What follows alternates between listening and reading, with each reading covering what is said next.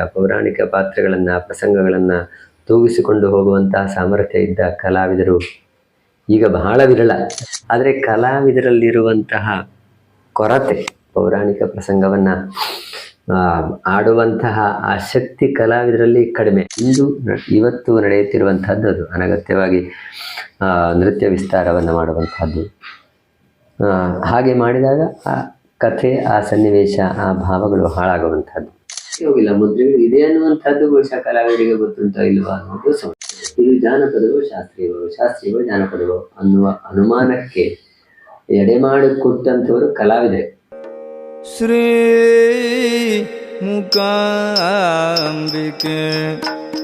ಸಾಮಜ ಗಮನ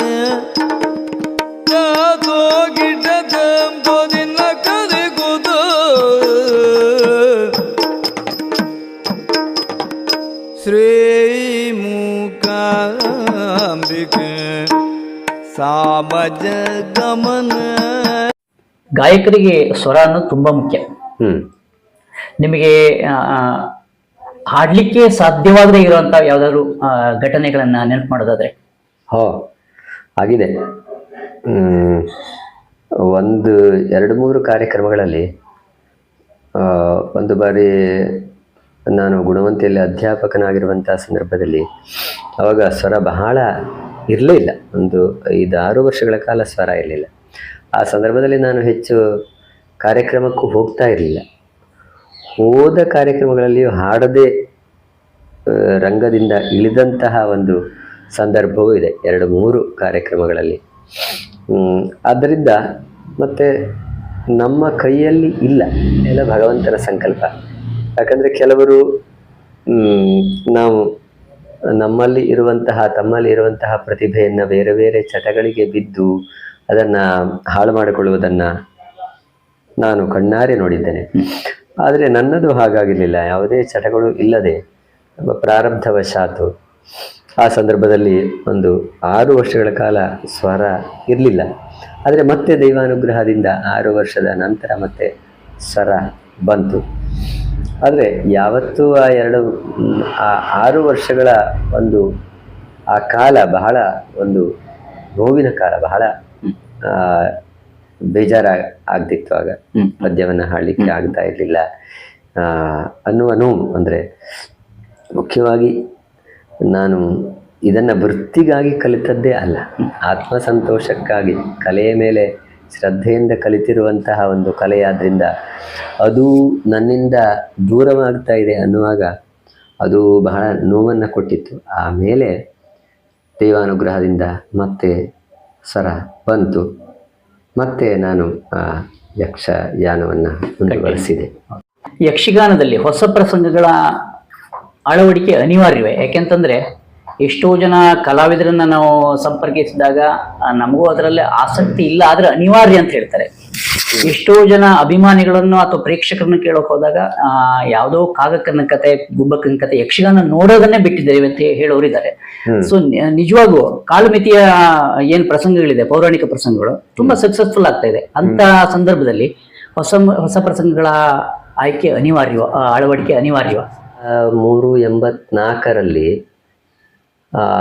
ಕಾಳಿನಾವುಡ್ರು ಆವಾಗ ಸಾಲಿಗ್ರಾಮ ಮೇಳದ ಭಾಗವತರು ಆಗಿದ್ದರು. ಬಹುಶಃ ಅವರು 80ರಿಂದಾನೇ ಆಗಿದ್ದರು ಅಂತ. ಆ ಸಂದರ್ಭದಲ್ಲಿ ದೇವಿ ಬನಶಂಕರಿ ಅನ್ನುವ ಒಂದು ಹೊಸ ಪ್ರಸಂಗ ಬಂತು. ಆದರೆ ದೇವಿ ಬನಶಂಕರಿ ಅನ್ನುವ ಪ್ರಸಂಗ ಹೊಸ ಪ್ರಸಂಗ ಆಗಿದ್ದರೂ ಅಲ್ಲಿ ಪೌರಾಣಿಕವಾಗಿರುವಂತಹ ಒಂದು ಆವರಣ ಆ ಪ್ರಸಂಗದಲ್ಲಿ ಇತ್ತು.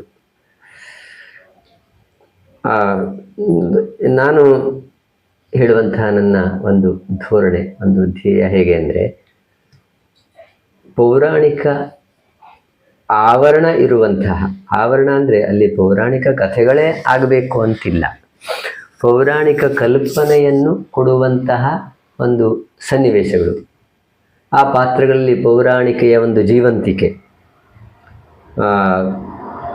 ಸಾಹಿತ್ಯಗಳಲ್ಲಿಯೂ ಹಾಗೆ, ಪ್ರಸಂಗ ಸಾಹಿತ್ಯಗಳಲ್ಲಿಯೂ ಒಂದು ಒಳ್ಳೆಯ ಸಾಹಿತ್ಯ, ಚೆನ್ನಾಗಿ ಪೌರಾಣಿಕ ಪ್ರಸಂಗಗಳ ಪದ್ಯಗಳ ಹಾಗೆ ಇರುವಂತಹ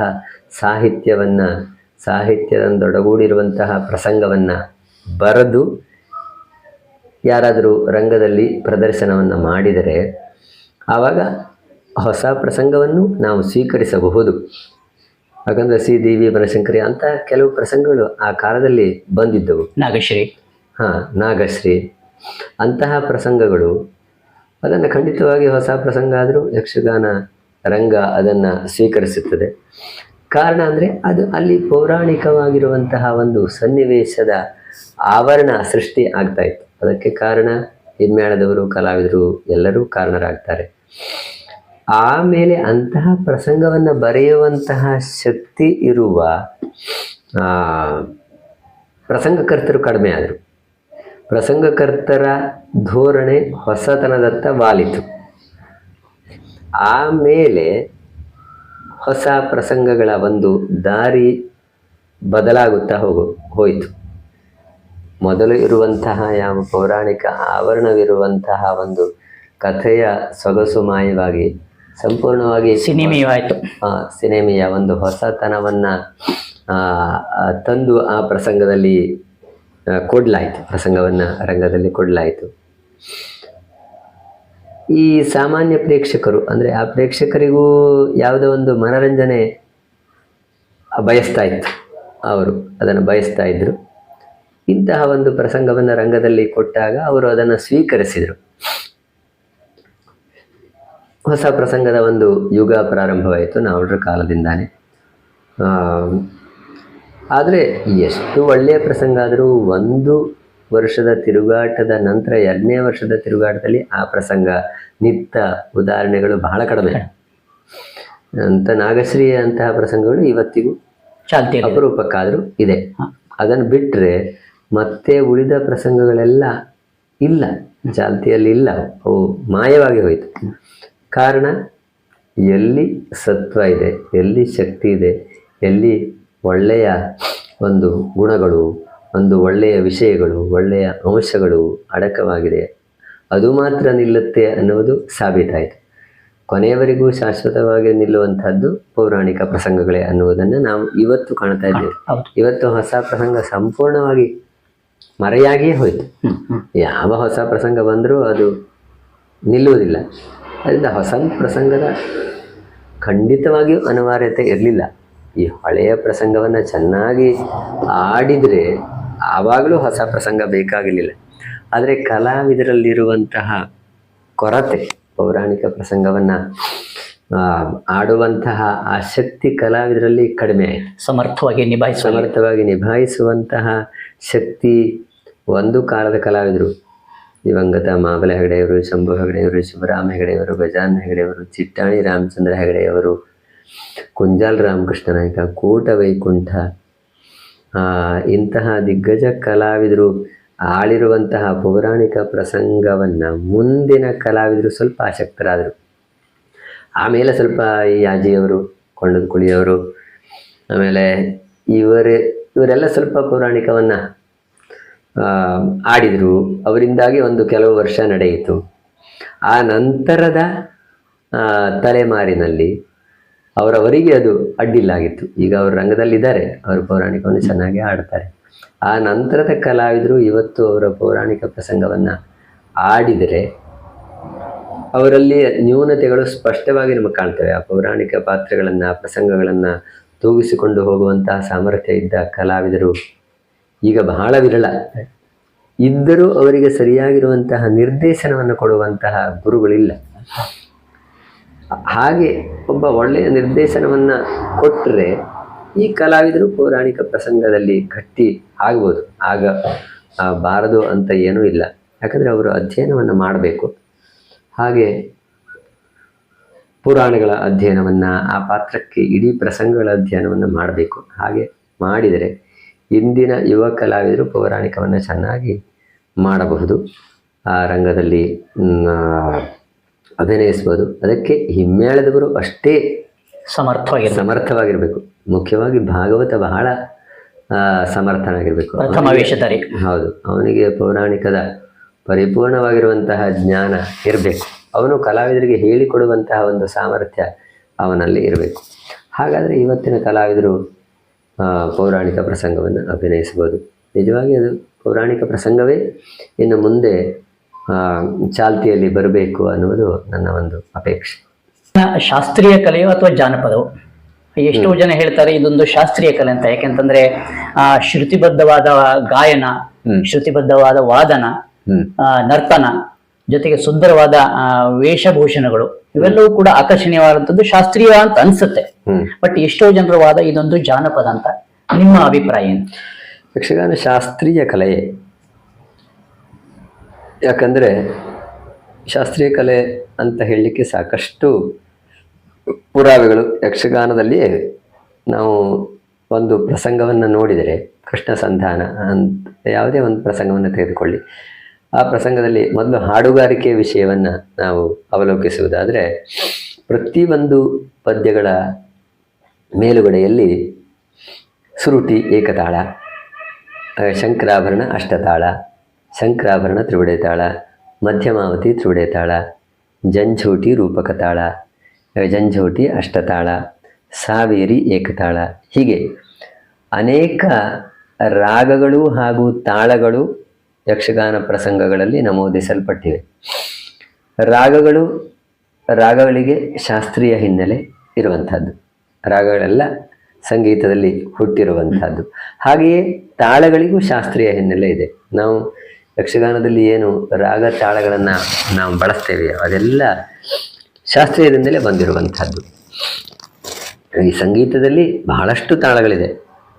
ಆ ಯಕ್ಷಗಾನದಲ್ಲಿ ಸೀಮಿತವಾಗಿರುವಂತಹ ಒಂದು 7-8 ತಾಳಗಳು ನಮಗೆ ಸಿಗುವಂಥದ್ದು. ಆದರೆ ಆ ತಾಳಗಳು ಮೂಲದಲ್ಲಿ ಶಾಸ್ತ್ರೀಯ ತಾಳಗಳಿಂದಲೇ ಬಂದಿರುವಂಥದ್ದು. ಈಗ ಸಂಗೀತದಲ್ಲಿಯೂ ಅಟತಾಳ ಅಂತಿದೆ, ನಾವಿಲ್ಲಿ ಅಷ್ಟತಾಳ ಅಂತ ಹೇಳ್ತೇವೆ, ಅಲ್ಲಿ ಝಂಪೆ ತಾಳ ಅಂತ ಹೇಳ್ತೇವೆ, ಇಲ್ಲೂ ಝಂಪೆ ತಾಳ. ಅಲ್ಲಿ ನಾವಿಲ್ಲಿ ತ್ರಿಪುಡೆ ತಾಳ ಅಂತ ಹೇಳಿದರೆ ಅಲ್ಲಿ ತ್ರಿಪುಟ ತಾಳ ಅಂತ ಹೇಳ್ತೇವೆ.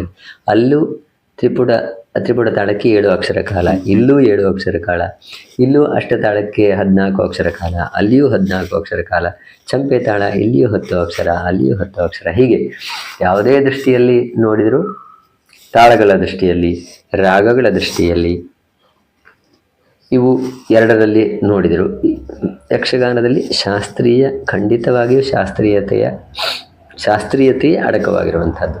ಇನ್ನು ವಾದನಗಳು ಹಾಗೆ ಮದ್ದಲೆಯಲ್ಲಿ ಚೆನ್ನಾಗಿ ನುಡಿಯುವಂಥ, ಅಂದರೆ ಅಲ್ಲಿಯ ಯಾವ ನುಡಿತಗಳು, ತಾಳಗಳ ನುಡಿತಗಳು, ಅದು ಶಾಸ್ತ್ರೀಯ ನುಡಿತಗಳಿಗೆ ಸಾಕಷ್ಟು ಸಾಮ್ಯತೆಯನ್ನು ಹೊಂದಿರುವಂಥದ್ದು. ನಾವು ಕರ್ನಾಟಕ ಸಂಗೀತದ ಆ ಬೋಲ್ಸುಗಳನ್ನು, ಅಂದರೆ ಆ ತಾಳಗಳ ನುಡಿತಗಳನ್ನು ನೋಡಿದರೆ ಯಕ್ಷಗಾನಕ್ಕೆ ಬಹಳಷ್ಟು ಸಾಮ್ಯತೆ ಇರುವಂಥದ್ದು. ಆದರೆ ಶಾಸ್ತ್ರೀಯ ಸಂಗೀತದಲ್ಲಿ ಇರುವಷ್ಟು ಗಟ್ಟಿತನ ಯಕ್ಷಗಾನದಲ್ಲಿ ಇಲ್ಲ. ಯಾವುದರಲ್ಲಿ, ತಾಳಗಳಲ್ಲಾಗಲಿ, ಕುಣಿತಗಳಲ್ಲಿ ಆಗಲಿ, ರಾಗಗಳಲ್ಲಿ ಆಗಲಿ. ಯಾಕಂದರೆ ಅಷ್ಟು ಗಟ್ಟಿತನ ಇಲ್ಲಿ ಒಂದು ದೃಷ್ಟಿಯಲ್ಲಿ ಬೇಕಾಗಿಲ್ಲ. ಯಾಕಂದರೆ ಇದು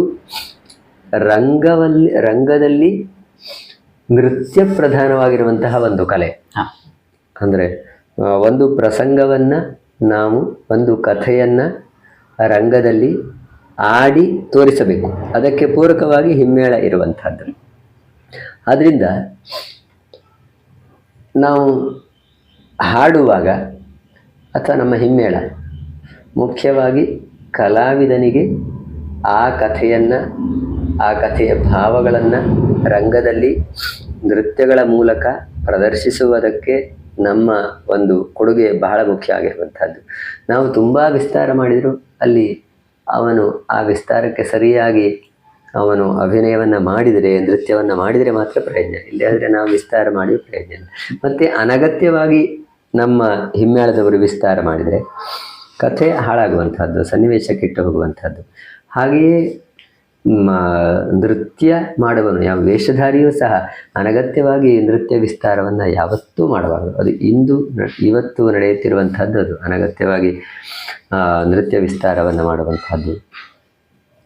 ಹಾಗೆ ಮಾಡಿದಾಗ ಆ ಕಥೆ, ಆ ಸನ್ನಿವೇಶ, ಆ ಭಾವಗಳು ಹಾಳಾಗುವಂಥದ್ದು. ಆದ್ದರಿಂದ ಇನ್ನು ಕುಣಿತಗಳಲ್ಲಿಯೂ ಹಾಗೆ ಅನೇಕ ಶಾಸ್ತ್ರೀಯತೆಯ ಅಂಶಗಳನ್ನು ನಾವು ನೋಡಬಹುದು. ಯಾಕಂದರೆ ಈ ಮುದ್ರೆಗಳು ಪ್ರಧಾನವಾಗಿ ಯಕ್ಷಗಾನದಲ್ಲಿ ಮುದ್ರೆಗಳ ಬಳಕೆ ಹಿಂದೆ ಬಹಳ ಇತ್ತು, ಹಿಂದಿನ ಕಲಾವಿದರಲ್ಲೇ ಇತ್ತು. ಆದರೆ ಇಂದಿನ ಯಾವುದೇ ಕಲಾವಿದರು ಒಟ್ಟಾರೆ ಕೈಯನ್ನು ತಿರುಗಿಸುವಂಥದ್ದು, ಕಾಲನ್ನು ತಿರುಗಿಸುವಂಥದ್ದು ಬಿಟ್ಟರೆ ಸಮರ್ಪಕವಾಗಿರುವಂತಹ ಮುದ್ರೆಯ ಬಳಕೆಯನ್ನು ಯಾವುದೇ ಇಂದಿನ ಕಲಾವಿದರು ಮಾಡ್ತಾ ಇದ್ದಾರೆ. ಬಹಳ ಕಡಿಮೆ ಇದ್ದರೆ ಅವರು ಕೊಂಡರು ಕುಳಿ ಅಂಥವ್ರು ಅಥವಾ ಹೇಗೆ ಬೆರಳೆಣಿಕೆ ಕಲಾವಿದರು. ಮತ್ತೆ ಯಾರು ಆ ಮುದ್ರೆಗಳನ್ನ ಕಲಿಯಲಿಕ್ಕೆ ಹೋಗಿಲ್ಲ. ಮುದ್ರೆಗಳು ಇದೆ ಅನ್ನುವಂಥದ್ದು ಬಹುಶಃ ಕಲಾವಿದರಿಗೆ ಗೊತ್ತುಂಟೋ ಇಲ್ವಾ ಅನ್ನೋದು ಸಂಶಯ. ಅದರಿಂದ ಈಗ ಮುದ್ರೆಗಳು ಅಂದ್ರೆ ತುಂಬಾ ಮುದ್ರೆಗಳು ಇವೆ. ಬಹುಶಃ 20 ನನಗೆ ಸರಿಯಾಗಿ ನೆನಪಿಲ್ಲ, ಅಂತೂ ಬಹಳಷ್ಟು ಒಂದು 20 ಮುದ್ರೆಗಳ ಮೇಲಿದೆ. ಉದಾಹರಣೆಗೆ ಈಗ ಉದಾಹರಣೆಗೆ ಈಗ ಪಲ್ಲಂಕ ಅನ್ನುವಾಗ ಈ ರೀತಿಯಾಗಿ ಮಾಡುವಂಥದ್ದು. ಆಮೇಲೆ ಹಂಸ ಅನ್ನುವಾಗ ಹೀಗೆ ಈ ರೀತಿಯ ಒಂದು ಮುದ್ರೆಗಳು, ಪದ್ಮ ಅನ್ನುವಾಗ ಇದು ಈ ರೀತಿಯ ಮುದ್ರೆಗಳು. ಇದಕ್ಕೆಲ್ಲ ಮುದ್ರೆಗಳ ಹೆಸರಿದೆ, ನನಗೆ ಅದು ನೆನಪು ಬರ್ತಾ ಇಲ್ಲ ಮುದ್ರೆಗಳು. ಮತ್ತೆ ಬಾ, ಹೋಗು, ಹೀಗೆ ಇದು ಪತಾಕ ಹಸ್ತ ಅಂತೇಳಿ. ಈ ಪತಾಕ ಹಸ್ತವನ್ನ ನೀನು ಹೋಗು ಅನ್ನುವುದಕ್ಕೆ, ಬಾ ಅನ್ನುವುದಕ್ಕೆ, ಹೀಗೆ ಚಿಗರೆ ಅನ್ನುವುದಕ್ಕೆ ಹೀಗೆ. ಆಮೇಲೆ ಈ ರೀತಿಯಾಗಿರುವಂತಹ ಅನೇಕ ಮುದ್ರೆಗಳು ಯಕ್ಷಗಾನದಲ್ಲಿ ಹಿಂದಿನ ಕಲಾವಿದರು ಇದನ್ನು ಬಳಸ್ತಾ ಇದ್ರು. ಅಂದ್ರೆ ಈಗ ನಾಗವೇಣಿ ಅನ್ನುವುದು ಇದು ಒಂದು ಜಡೆಯನ್ನು ತೋರಿಸುವಂತಹದ್ದು. ಹೀಗೆ ಸ್ಪಷ್ಟವಾಗಿರುವಂತಹ ಮುದ್ರೆಯನ್ನ ತೋರಿಸುವ ಕಲಾವಿದರು ಬಹಳ ಕಡಿಮೆ. ಸ್ವಲ್ಪ ಕೊಂಡೂರು ಕುಳಿಯವರಿಗೆ ಈ ಮುದ್ರೆಯನ್ನ ಅಭ್ಯಾಸ ಮಾಡಿದ್ದಾರೆ. ಹಿಂದಿನ ಕಲಾವಿದರು ಚೆನ್ನಾಗಿ ಅಭ್ಯಾಸ ಮಾಡಿದ್ದಾರೆ. ಚಿಟ್ಟಾಣಿಯವರಾಗಲಿ ಅವರಿಗೆ ಅಂದ್ರೆ ಆ ಕಲಾವಿದರಿಗೆ ಅಧ್ಯಯನ ಮಾಡಬೇಕು ಅನ್ನೋ ಒಂದು ಆಸಕ್ತಿ. ಅಂದ್ರೆ ನಾನು ಮಾಡುವಂತಹ ಪಾತ್ರ ಅದಕ್ಕೆ ನಾನು ನ್ಯಾಯವನ್ನ ಒದಗಿಸಬೇಕು, ಎಲ್ಲರೂ ಸುಮ್ಮನೆ ಅದು ದಾರಿ ಮೇಲೆ ಬಿದ್ದು ಹೋಗುವಂತಹದ್ದು. ಹೀಗೆ ಮುದ್ರೆಯ ವಿಷಯಗಳಲ್ಲಿಯೂ ಯಕ್ಷಗಾನದಲ್ಲಿ ಒಟ್ಟಾರೆ ಹಾಡುಗಾರಿಕೆ, ವಾದನಗಳು, ನೃತ್ಯಗಳು, ಸಾಹಿತ್ಯಗಳು. ಸಾಹಿತ್ಯ ಅಂತೂ ಅದ್ಭುತವಾಗಿರುವಂತಹ ಸಾಹಿತ್ಯ. ಯಕ್ಷಗಾನದ ಸಾಹಿತ್ಯಗಳು ಯಾವುದೇ ಸಾಹಿತ್ಯಕ್ಕೂ ಕಡಿಮೆ ಇಲ್ಲ, ಉತ್ಕೃಷ್ಟ. ಇವತ್ತು ಬಹುಶಃ ಕನ್ನಡದ ಅನೇಕ ವಿದ್ವಾಂಸರು ಹೇಳ್ತಾರೆ, ಕನ್ನಡ ವಿದ್ವಾಂಸರು, ಯಕ್ಷಗಾನ ನಿಜವಾಗಿ ಕನ್ನಡ ಉಳಿದದಿದ್ರೆ ಅದು ಯಕ್ಷಗಾನದಿಂದ ಅಂತ. ಖಂಡಿತವಾಗಿ ಅಷ್ಟು ಉತ್ಕೃಷ್ಟವಾಗಿರುವಂತಹ ಸಾಹಿತ್ಯ ಯಕ್ಷಗಾನದಲ್ಲಿ. ಕಾರಣ ಯಕ್ಷಗಾನದ ಸಾಹಿತ್ಯದಲ್ಲಿ ಸಂಸ್ಕೃತ ಶಬ್ದಗಳು, ಒಂದು ಯಾವುದಾದ್ರೂ ಒಂದು ಪದ್ಯಗಳನ್ನು ನಾವು ತೆಗೆದುಕೊಂಡ್ರೆ ಅಲ್ಲಿ 4 ಪಾದಗಳಿಂದ ಕೂಡಿರುವಂತಹ ಒಂದು ಪದ್ಯಗಳಿದ್ರೆ ಪ್ರತಿಯೊಂದು ಪಾದದಲ್ಲಿ ಸಂಸ್ಕೃತ ಶಬ್ದ ಅಡಕವಾಗಿದೆ. ಈಗ ನೋಡಿ, ನಿರ್ಮಲ ಜಲ ಸಮೀಪದಿ, ನೋಡಿ ನೋಡಿ ಅನ್ನುವಂಥದ್ದು ಕನ್ನಡ, ನಿರ್ಮಲ ಅನ್ನುವಂಥದ್ದು ಸಂಸ್ಕೃತ, ಜಲ ಅನ್ನುವಂಥದ್ದು ಸಂಸ್ಕೃತ, ಸಮೀಪ ಅನ್ನುವಂಥದ್ದು ಸಂಸ್ಕೃತ. ಮಾಡಿಕೊಂಡನು ಪರ್ಣಶಾಲಾ ಅನ್ನುವುದು ಸಂಸ್ಕೃತ, ರೂಢಿಪಾಲಕ ಅನ್ನೋದು ಸಂಸ್ಕೃತ, ಪಂಚವಟಿಯ ಕಾಡಿನೊಳಗೆ. ಹೀಗೆ ಒಂದು ಪದ್ಯಗಳಲ್ಲಿ ಸಂಸ್ಕೃತ ಶಬ್ದ ಇಲ್ಲದೆ ಹೋದಂತಹ, ಅಂದ್ರೆ ಹಳೆಯ ಪ್ರಸಂಗದಲ್ಲಿ ನಾನು ಹೇಳುವಂತಹ ಸಂಸ್ಕೃತ ಶಬ್ದ ಇಲ್ಲದೆ ಹೋದಂತಹ ಪದ್ಯಗಳೇ ಇಲ್ಲ. ಅದರಿಂದ ಸಂಸ್ಕೃತ ಶಬ್ದ ಯಕ್ಷಗಾನದ ಕನ್ನಡದ ಒಂದು ಸಾಹಿತ್ಯದೊಂದಿಗೆ ಮೇಳೈಸಿರುವುದರಿಂದ ಯಕ್ಷಗಾನ ಸಾಹಿತ್ಯ ಉತ್ಕೃಷ್ಟವಾಗಿರುವಂತಹ ಸಾಹಿತ್ಯ. ಹೀಗೆ ಎಲ್ಲಾ ದೃಷ್ಟಿಯಿಂದ ನೋಡಿದಾಗೂ ಯಕ್ಷಗಾನ ಖಂಡಿತವಾಗಿಯೂ ಶಾಸ್ತ್ರೀಯ ಕಲೆ. ಆದರೆ ಅದನ್ನ ಸರಿಯಾಗಿ ಅಭ್ಯಾಸವನ್ನ ಮಾಡದೆ ಇದು ಜಾನಪದವೋ ಶಾಸ್ತ್ರೀಯವೋ ಜಾನಪದವೋ ಅನ್ನುವ ಅನುಮಾನಕ್ಕೆ ಎಡೆಮಾಡಿಕೊಟ್ಟಂಥವರು ಕಲಾವಿದರೆ. ಅದರಿಂದ ಕಲಾವಿದರು ಸರಿಯಾಗಿ ಅಭ್ಯಾಸ ಮಾಡಿದರೆ ಯಕ್ಷಗಾನ ಖಂಡಿತವಾಗಿ ಶಾಸ್ತ್ರೀಯ ಕಲೆ. ಇದು ಎಷ್ಟು ಪ್ರಸ್ತುತವೋ ನನಗೆ ಗೊತ್ತಿಲ್ಲ ಸರ್, ಆದರೂ ಕೇಳ್ತಾ ಇದ್ದೀನಿ. ಎಲ್ಲ ಕಲೆಗಳಲ್ಲೂ, ಉದಾಹರಣೆ ಸಂಗೀತ ಇರ್ಬೋದು, ಭರತನಾಟ್ಯ ಇರ್ಬೋದು, ಒಬ್ಬ ಕಲಾವಿದ ಎಷ್ಟೋ ವರ್ಷ ಸತತವಾಗಿ ಗುರುಗಳ ಬಳಿ ಅಭ್ಯಾಸ ಮಾಡಿ ಅವರ ಸಲಹೆ ಮೇರೆಗೆ ನಿರ್ದೇಶನದಂತೆ ರಂಗ ಪ್ರವೇಶವನ್ನು ಮಾಡ್ತಾನೆ. ಬಟ್ ಯಕ್ಷಗಾನದಲ್ಲಿ ಅದಿಲ್ಲ. ಏನೂ ಗೊತ್ತಿಲ್ಲದವನು ಕೂಡ ಇವತ್ತು ಮೇಳವನ್ನು ಸೇರ್ಬೋದು. ಅಥವಾ ಇದು ಯಕ್ಷಗಾನದ ಶ್ರೀಮಂತಿಕೆಗೆ ಒಂದು ಹಿನ್ನಡೆ ಹೌದು ಅಲ್ಲೋ? ಖಂಡಿತವಾಗಿ ಹಿನ್ನಡೆ. ನಾನು ಇದನ್ನ ಅನೇಕ ಕಡೆಗಳಲ್ಲಿ ಹೇಳಿದ್ದೇನೆ, ಹೀಗೆ ಸಂದರ್ಶನಗಳಲ್ಲಿ ಎಷ್ಟೋ ಬಾರಿ ಹೇಳಿದ್ದೇನೆ. ಇದಕ್ಕೆ ಕಾರಣ ಪ್ರೇಕ್ಷಕರ ಔದಾರ್ಯ ಅಂತ ಹೇಳುವಾಗಿಲ್ಲ, ಅಜ್ಞಾನ. ಇವತ್ತು ಒಬ್ಬ ವೇಷಧಾರಿ ಆಗಲಿ ಅಥವಾ ಒಬ್ಬ ಭಾಗವತ ಆಗಲಿ, ಹೆಚ್ಚು ನಾವು ಭಾಗವತರನ್ನೇ ನೋಡುವುದಾದ್ರೆ ಒಂದು ಸ್ವಲ್ಪ ಸ್ವರ ಚೆನ್ನಾಗಿದೆ ಅಂತಾದ್ರೆ ಅವನ ಪದ್ಯವನ್ನ ಒಂದು ವಿಡಿಯೋ ಮಾಡಿ ಒಂದು ವಾಟ್ಸಪ್ನಲ್ಲೋ ಅಥವಾ ಫೇಸ್ಬುಕ್ನಲ್ಲೋ ಬಿಟ್ಟು ಬಿಡ್ತಾರೆ. ತಕ್ಷಣ ಅದನ್ನ ನೋಡಿದಂತಹ ಒಂದು 10 ಜನರು ಅದಕ್ಕೆ ಲೈಕ್ ಕೊಟ್ಟರು. ಆಯ್ತು, ಅವನು ದಿವಸವೇ ಪ್ರಸಿದ್ಧ ಭಾಗವತ ಆಗಿಬಿಟ್ಟ. ಕೂಡಲೇ ಅವನನ್ನ ರಂಗಕ್ಕೆ ತಂದು ಅವನನ್ನ ತಾಳವನ್ನ ಕೊಟ್ಟು ಅವನ ಹತ್ರ ಪದ್ಯವನ್ನ ಹೇಳಿಸಿ ಆಯ್ತು, ಅವನನ್ನ ಪ್ರೇಕ್ಷಕರು ಸ್ವೀಕರಿಸಿ ಆಯ್ತು, ಯಾರೋ ಅವನೊಬ್ಬ ಹೊಸ ಭಾಗವತ ತುಂಬಾ ಚೆನ್ನಾಗಿ ಆಡ್ತಾನೆ ಅಂತೇಳಿ. ಏನು ಚೆನ್ನಾಗಿದೆ ಅವನ ಹಾಡಿನಲ್ಲಿ, ಅದು ರಾಗಬದ್ಧವಾಗಿ ಉಂಟು, ಸಾಹಿತ್ಯ ಚೆನ್ನಾಗಿ ಉಂಟು, ಶ್ರುತಬದ್ಧವಾಗಿ ಉಂಟು. ಈ ಪದ್ಯಕ್ಕೆ ಕಲಾವಿದ ಅಭಿನಯಿಸಬಹುದು. ಹೇಗೆ ಸಾಧ್ಯ? ಒಂದು ದಿವಸದಲ್ಲಿ ಪದ್ಯ ಹೇಳಿ ಒಬ್ಬ ರಂಗವನ್ನ ಹತ್ತಿ ಪದ್ಯವನ್ನ ಹೇಳಿ ಅದು ಸಕ್ಸಸ್ ಆಗೋದು ಸಾಧ್ಯವೇ ಇಲ್ಲ. ಅನೇಕ ವರ್ಷಗಳ ಕಾಲ ಕಲಿತಂತಹ ಈಗ ನಾನು ತುಂಬಾ ವರ್ಷ ಅಧ್ಯಯನ ಮಾಡಿದ್ದೇನೆ. ನನಗೂ ಇವತ್ತಿಗೂ ನಾನು ರಂಗಕ್ಕೆ ಹೋಗುವಾಗ ಒಂದು ಪ್ರಸಂಗವನ್ನ ಇವತ್ತಿಗೂ ನಾನು ನೋಡ್ಕೊಂಡು ಹೋಗ್ತೇನೆ. ಯಾಕಂದ್ರೆ ನಾವೇ ಕಲಿಯುವಂತಹ ಅಂಶಗಳು ತುಂಬಾ ಇದೆ. ಇವತ್ತಿಗೂ ನಾನು ವಿದ್ಯಾರ್ಥಿಯೇ. ನನಗೆ ಬೇರೆ ಬೇರೆ ಈಗ ಇವತ್ತು ಒಂದು ಪ್ರಸಂಗದ ಪದ್ಯವನ್ನ ನಾನು ಹಾಡಿದ್ದೇನೆ ಅಂತ ಅಂದ್ರೆ ಕರ್ಣಾರ್ಜುನವ ಕೃಷ್ಣ ಸಂಧಾನವ ಹಾಡಿದ್ದೇನೆ ಅಂತಂದ್ರೆ ನಾನು ಹಾಡಿನಲ್ಲಿ ಏನಾದರೂ ದೋಷವಿದೆಯೋ ಅಂತ ಅದನ್ನು ಯೋಚನೆ ಮಾಡಿ ನಾಳೆ ಹಾಡುವಾಗ ನಾನು ಅದನ್ನ ತಿದ್ದಿಕೊಂಡು ಬೇರೆಯದನ್ನ ನಾನು ಕೊಡ್ತೇನೆ. ಈಗ ಒಂದು ಪದ್ಯ ಹರಿನಿನ್ನ ಮಹಿಮೆಯನ್ನು ಅನ್ನುವ ಒಂದು ನಾನು ಹಿಂದೆ ಹೇಳಿದಾಗೆ ಆ ರಾಗವನ್ನ ಯಾರೋ ಫಿಕ್ಸ್ ರಾಗವನ್ನ ಹಾಡ್ತಾ ಇದ್ದೆ, ಆದರೆ ನಾನು ಹಾಗಲ್ಲ. ಇವತ್ತು ಕರ್ಣಾರ್ಜುನದ ಪದ್ಯವನ್ನ ಒಂದು ರೀತಿಯಲ್ಲಿ ಹೇಳಿದೆ, ಇನ್ನೊಂದು ಕರ್ಣಾರ್ಜುನ ಆಗುವಾಗ ಪೌರಾಣಿಕ ಆವರಣವನ್ನು ಬಿಟ್ಟಲ್ಲ ಅಥವಾ ಸಂಪ್ರದಾಯವನ್ನು ಬಿಟ್ಟಲ್ಲ, ಈ ಪದ್ಯಕ್ಕೆ ನಾನು ಪೌರಾಣಿಕ ಒಂದು ಆವರಣಕ್ಕೆ ಧಕ್ಕೆ ಬರದೆ ನಾನು ಯಾವ ರಾಗವನ್ನು ಬಳಸ್ಬೋದು ಅನ್ನುವುದನ್ನ ಯೋಚನೆ ಮಾಡಿ ಅದನ್ನ ಸಾಕಷ್ಟು ಅಳೆದು ತೂಗಿ ಆ ರಾಗವನ್ನು ಬಳಸಿ ಇದು ಓಕೆ ಅಂತ ನಾನೇ ಯೋಚನೆ ಮಾಡಿ ಆ ರಾಗವನ್ನು ಬಳಸ್ತೇನೆ. ಸರಿ, ಅದು ಯಾವತ್ತೋ ಒಂದ್ ದಿವಸ ಅದು ಈ ರಾಗ ಬಳಕೆ ಇದು ಹಾಕಿದ್ದು ಸರಿಯಾಗ್ಲಿಲ್ಲ ಅಂತಂದ್ರೆ ಮತ್ತೆ ನಾನು ಅದನ್ನು ಬಳಸಲಿಕ್ಕೆ ಹೋಗುದಿಲ್ಲ. ಹಾಗೆ ಅಂದ್ರೆ ನಾನೇ ಇವತ್ತು ಯೋಚನೆ ಮಾಡಿ ಪದ್ಯವನ್ನು ಹಾಡ್ತೇನೆ. ಏನು ಗೊತ್ತಿಲ್ಲದೆ ಹೋದವನು ಹೇಗೆ ಹಾಡಲಿಕ್ಕೆ ಸಾಧ್ಯ? ಅದರಿಂದ ಅದು ನಿಜವಾಗಿಯೂ ಇವತ್ತು ಆಗುತ್ತಿರುವಂತಹ ಯಕ್ಷಗಾನಕ್ಕೆ ಆಗುತ್ತಿರುವಂತಹ ದೊಡ್ಡ ಹಿನ್ನಡೆ. ಆದರೆ ಅದನ್ನ ಯಾವ ಸಂಘಟಕನೂ ಅದನ್ನ ಯೋಚಿಸುವುದಿಲ್ಲ, ಯಾವ ಪ್ರೇಕ್ಷಕನೂ ಅದನ್ನ ಯೋಚಿಸುವುದಿಲ್ಲ. ಪ್ರೇಕ್ಷಕರಿಗೆ ಒಬ್ಬ ಅದ್ಭುತವಾಗಿರುವಂತಹ ಸ್ವರ ಇದ್ದವನು ಹಾಡಿದರೆ ಸಾಕು, ಅಷ್ಟೇ ಅವನನ್ನು ಸ್ವೀಕರಿಸ್ತಾರೆ. ಮೇಳಕ್ಕೆ ಕಲಾವಿದರು ಬೇಕು, ಕಲಾವಿದರ ಕೊರತೆ.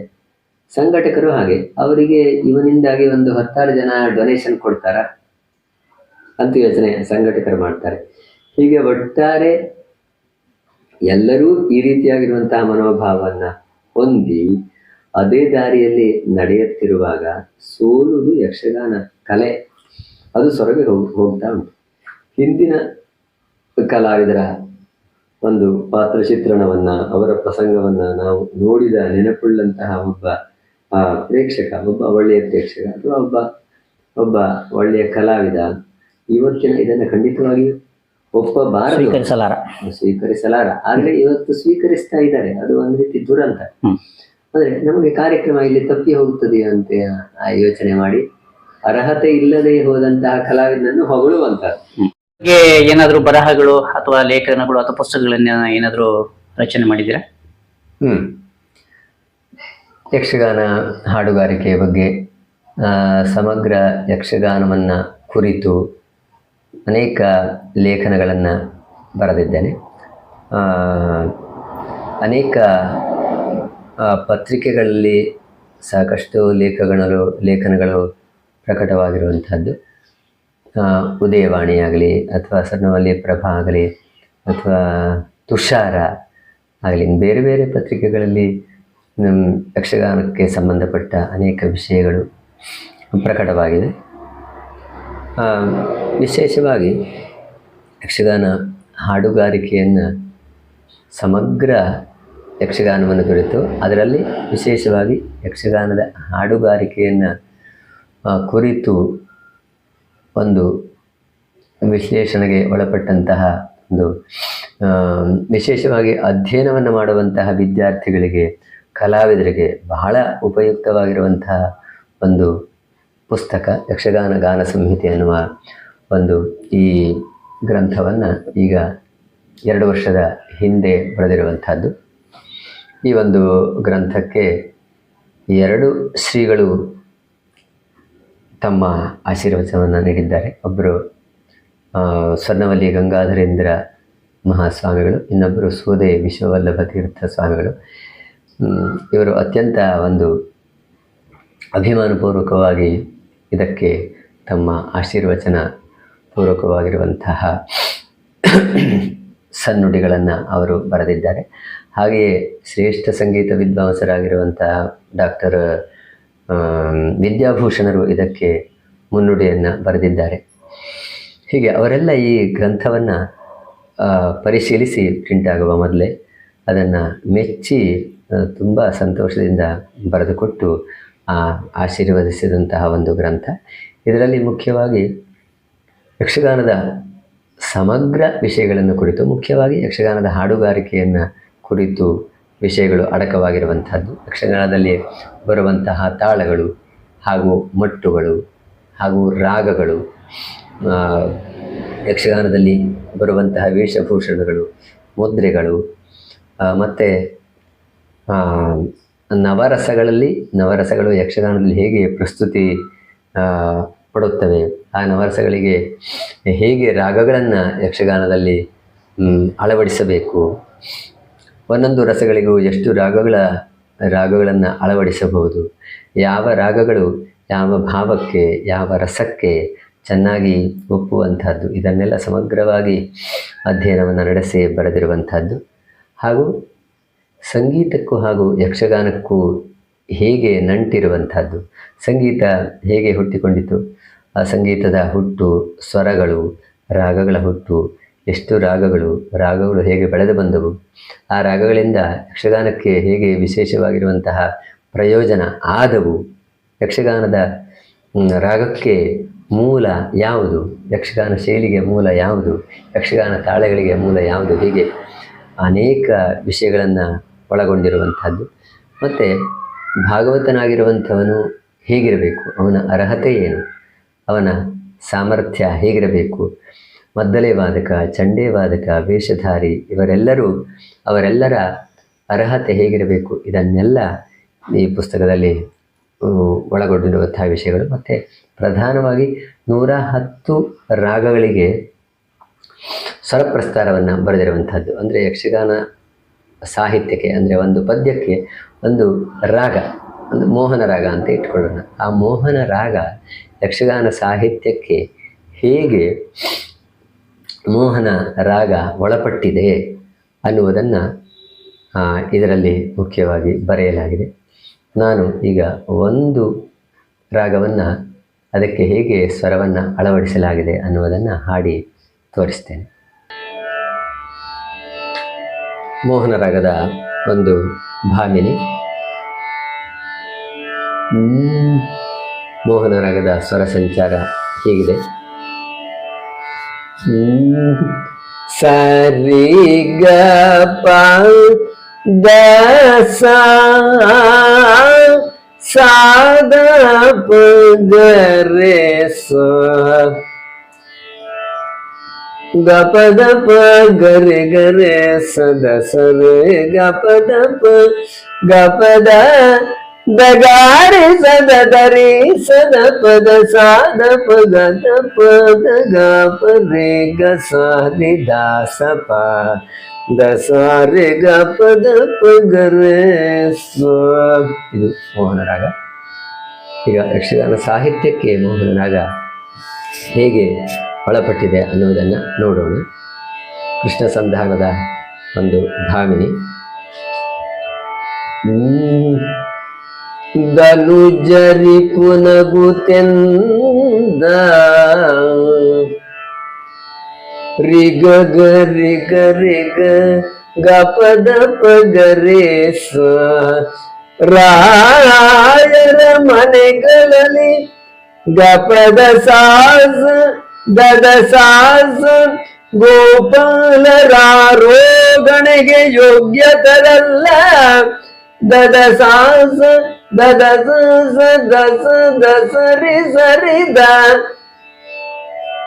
ಮಗುಳ ಪಾಂಡು ತನಯರಿಗೆ ದದಪ ಗಪದಪ ಗಪದಪ ಗರೆ ಸ ಘನ ವಿರೋಧಿಗಳೈಸ ನೀವು ಪದ ಸರಿ ಗರಿಗ ರಿಗ ರಿಗ ಅನಿಬರಲಿ ಬಂಧುತ್ವವಾದುದು ರಿಗ ಪದರಿ ದಸ ದಸರಿದ ತನಗೆ ಕೇಳೈತೆ ದದಸ ದದಸ ದದಸ ನಾ ಬಂದೊಳವ ನಿನಗೆಂದ ದಸದ ಪಗರಿಸ ಸದಸರಿಗ ಗರಿಸದ ಸರಿ ಗರಿಸದ ಸರಿ ಗಗ ಗಪದ ಸರಬ ದದ ದದ ಸ ಪದ ಸರಿ ಗರಿ ರಿಗ ರಿಗ ಪದರಿಸ ದಗಾರಿ ಸದಪ ಗಪದ ಸದಪ ಗರಿಸ ಸರಿ ಗಪ ಗರೆ ಸದಪ ದಸರಿ ಗ ದಪ ಗರೆ ಸ. ಹೀಗೆ ಈ ರೀತಿಯ ಎಲ್ಲ ತಾಳಗಳ ಪದ್ಯಗಳಿಗೂ ಬೇರೆ ಬೇರೆ ರಾಗಗಳಲ್ಲಿ 110 ರಾಗಗಳಲ್ಲಿ ಇದು ಮೋಹನ ರಾಗ. ಹಾಗೆ ಕಲ್ಯಾಣಿ, ಕಾಂಬೋಜಿ, ಬಿಲಹರಿ, ಭೈರವಿ, ಕಾನಡ, ಕೇದಾರಗೌಳ, ಮೋಹನ, ಗೌಳಿ, ಭೂಪಾಳಿ, ಖಮಾಚು, ಪಂತುವರಾಳಿ, ಹಂಸಾನಂದಿ, ಶಂಕರಾಭರಣ, ಮಾಂಡು, ಹೀಗೆ ಅನೇಕ ರಾಗಗಳು, ಸಿಂಧು ಭೈರವಿ, ಭಾಗ್ಯಶ್ರೀ, ಹೀಗೆ ಒಟ್ಟು 110 ರಾಗಗಳಿಗೆ ಇದೇ ರೀತಿಯಾಗಿ ಸ್ವರ ಪ್ರಸ್ತಾರವನ್ನು ಅಳವಡಿಸಿರುವಂಥದ್ದು. ಇದು ಕಲಿಯುವ ವಿದ್ಯಾರ್ಥಿಗಳಿಗೆ ಹಾಗೂ ಕಲಿತಂತಹ ಭಾಗವತರುಗಳಿಗೂ, ಪ್ರಸಿದ್ಧ ಭಾಗವತರುಗಳಿಗೂ ಅಲ್ಲದೆ ಕಲಾವಿದರಿಗೂ ವಿಶೇಷವಾಗಿ ಒಂದು ಪ್ರಯೋಜನಕಾರಿಯಾಗಿರುವಂತಹ ಒಂದು ಪುಸ್ತಕ ಇದು. ಇದನ್ನು ಅನೇಕ ವರ್ಷಗಳ ಒಂದು ಪ್ರಯತ್ನದಿಂದ ಬರೆದಿರುವಂಥದ್ದು. ಇದು ನಿಜವಾಗಿ ಇದನ್ನು ಈ ಒಂದು ಗ್ರಂಥದ ಪ್ರಯೋಜನವನ್ನು ಅನೇಕ ಕಲಾವಿದರು ಇದನ್ನು ಮಾಡಿಕೊಂಡ್ರೆ ನನ್ನ ಈ ಶ್ರಮ ಸಾರ್ಥಕ ಅಂತ ನಾನು ಈ ಸಂದರ್ಭದಲ್ಲಿ ಹೇಳಲಿಕ್ಕೆ ಇಷ್ಟಪಡ್ತೇನೆ. ಸಂತೋಷ ಆಯ್ತು ಸರ್. ನಾನು ಕೂಡ ಒಂದು ಕ್ಷಣ ಭಾವನೆಗಳಿಗೆ ಒಳಪಟ್ಟೆ. ಒಬ್ಬ ಅಭಿಮಾನಿ ನಿಮ್ಮ ಬಗ್ಗೆ ಹೇಳಿದ್ದನ್ನ ನಾನು ಕೇಳಿದೆ. ವಿದ್ವಾನ್ ಗಣಪತಿ ಭಟ್ರು ಹಾಡ್ತಾ ಇರ್ಬೇಕಿದ್ರೆ ಅದನ್ನು ನಾವು ಬರ್ಕೊಳ್ಬಹುದು, ಅಷ್ಟು ಸ್ಪಷ್ಟವಾಗಿ ಹಾಡ್ತಾರೆ ಅಂತ. ನಿಜವಾಗೂ ತುಂಬಾ ಸಂತೋಷ ಆಯ್ತು ಸರ್. ನಿಮ್ಮ ಅಮೂಲ್ಯವಾದ ಸಮಯವನ್ನ ನಮಗೆ ಕೊಟ್ಟಿದ್ದಕ್ಕೆ ನಮ್ಮ ಎಲ್ಲ ವೀಕ್ಷಕರ ಪರವಾಗಿ ನಿಮಗೆ ಅನಂತ ಧನ್ಯವಾದಗಳು. ನಮಸ್ಕಾರ. ನೋಡಿದ್ರಲ್ಲ ವೀಕ್ಷಕರೇ, ಇದಾಗಿತ್ತು ಇವತ್ತಿನ ಕಾರ್ಯಕ್ರಮ. ಸೊ ನಿಮಗೆ ಈ ಪುಸ್ತಕ ಅವಶ್ಯಕತೆ ಇದ್ದಲ್ಲಿ ಇದರ ಕಾಂಟ್ಯಾಕ್ಟ್ ನಂಬರ್ ಮತ್ತೆ ಸಿಕ್ಕುವಂತ ಪ್ಲೇಸ್ ಅನ್ನ ಡಿಸ್ಕ್ರಿಪ್ಷನ್ ನಲ್ಲಿ ಮತ್ತೆ ಡಿಸ್ಪ್ಲೇ ನಲ್ಲಿ ಕೊಟ್ಟಿರ್ತೀನಿ, ಕಾಂಟ್ಯಾಕ್ಟ್ ಅನ್ನ ಮಾಡಬಹುದು. ಈ ಕಾರ್ಯಕ್ರಮವನ್ನ ಇಲ್ಲಿಗೆ ಮುಗಿಸ್ತಾ ಇದ್ದೀವಿ. ವಿದ್ವಾನ್ ಗಣಪತಿ ಭಟ್ಟರ ಮಂಗಳ ಪದ್ಯದೊಂದಿಗೆ ಧನ್ಯವಾದಗಳು. Thank you. ಮಂಗಲಂ ಯದು ಕುಲ ತಿಲಕ ಗೋಪಾಲಗೆ, ಮಂಗಲಂ ಮಾಧವ ಮತ್ಸ್ಯನಿಗೆ,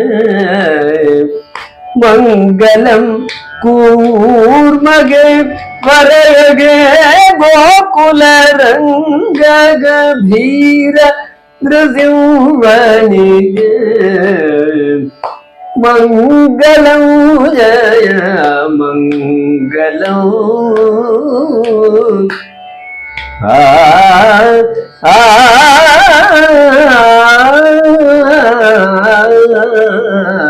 ಆ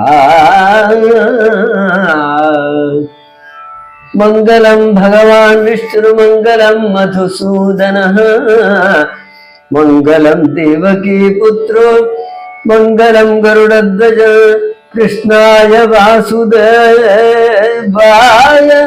ದೇವಕೀ ನಂದನಾಯ ಚ ನಂದಗೋಪಕುಮಾರಾಯ ಗೋವಿಂದಾಯ ನಮೋ ನಮಃ ಆ